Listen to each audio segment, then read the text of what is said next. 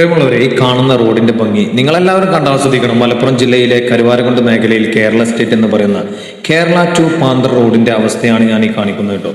ഒരുപാട് വർഷങ്ങളോളമായിട്ട് ഞങ്ങൾക്കൊരു MLA ഉണ്ട്. അദ്ദേഹത്തിന്റെ കനിവ് കൊണ്ട് ഇന്നും ഞങ്ങൾ ഇതിലെ വളരെ അപൂർവമായിട്ട് കുളവും തോടും പുഴയും താണ്ടിക്കടക്കുന്ന ഇങ്ങനെ ഒരു റോഡിയും കരുവാരക്കുണ്ട് മേഖലയിൽ എവിടെയും കാണാൻ കഴിഞ്ഞിട്ടില്ല. മാത്രമല്ല ഇങ്ങനെ റോഡിന്റെ ഭംഗി മറ്റെവിടെയെങ്കിലും ഉണ്ടോ? എല്ലാം കറുത്ത ഡാറിൽ പൊതിഞ്ഞ സുന്ദരമാക്കപ്പെട്ട റോഡുകളായതുകൊണ്ട് ഇത്തരത്തിലുള്ള ഒരു പ്രകൃതി രമണീയമായ റോഡ് മറ്റെവിടെയെങ്കിലും ഇല്ല കേട്ടോ. ഞങ്ങളുടെ MLAക്ക് വേണ്ടി കനിയാണ്. MLA എന്ന IP അനിൽകുമാറിനെ ബഹുമാനം നിലനിർത്തിക്കൊണ്ടും ചോദിക്കുകയാണ്, ഇനിയെങ്കിലും ഈ റോഡിനൊരു അറുതിയുണ്ടോ, അവസാനമുണ്ടോ?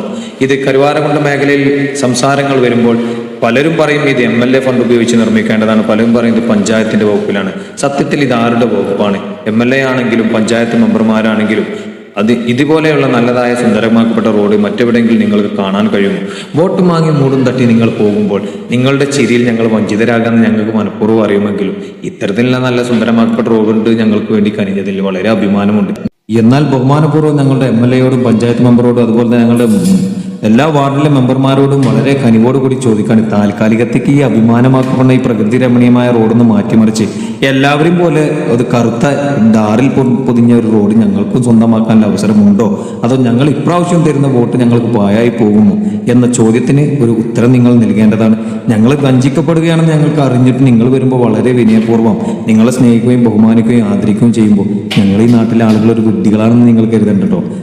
അടുത്തൊരു ഇലക്ഷൻ വരുമ്പോൾ ഇതിന് ഞങ്ങൾ തക്കതായിട്ട് തന്നെ നിങ്ങൾക്ക് മറുപടി തരും. അത് ഏത് സിന്ദാബാദ് വിളിച്ച ആളുകളാണെങ്കിൽ പോലും ഈ റോഡ് ഇതുപോലെ കുണ്ടും കുഴിയും നിറഞ്ഞു നിൽക്കുമ്പോൾ ഒരു കാര്യം നിങ്ങൾ ഓർക്കണം കേട്ടോ. ഇവിടെ ഒരുപാട് ആളുകൾ ടാക്സി മേഖലയിൽ ജോലി ചെയ്യുന്നവരാണ്. അവരൊക്കെ ഇതിൽ ഒരു ട്രിപ്പ് എടുത്ത് 2 ട്രിപ്പ് എടുത്ത് പോകുമ്പോൾ 3ാമത്തെ ട്രിപ്പ് വീണ്ടും വർക്ക്ഷോപ്പിലേക്ക് കൊണ്ടുപോയി കിട്ടിയതിലും കൂടുതൽ പണം കൊടുക്കേണ്ട ഒരു അവസ്ഥയും കൂടെയാണ്.